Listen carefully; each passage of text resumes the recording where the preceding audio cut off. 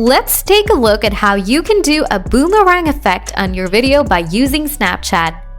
Hi guys, this is Eve. Today I would like to show you how to do the boomerang effect in the video on your Android or iPhone. Let's get started. Make sure you have an updated version. Note: make sure you have an updated version of Snapchat and try to have stable internet connection.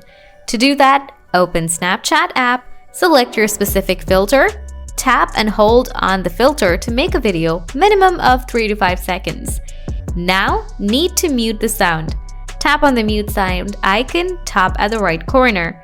Once you mute the sound, you can add a boomerang effect. Now, tap on the last option, which is called infinity icon.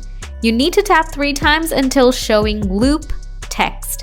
After that, you can see the boomerang effect on your video. Now you can edit as want and tap on next to share with friends. This is the way to get the boomerang effect on your video. Hope you like our tutorial. Hit the like button, write your feelings in the comment section below. Thanks for watching.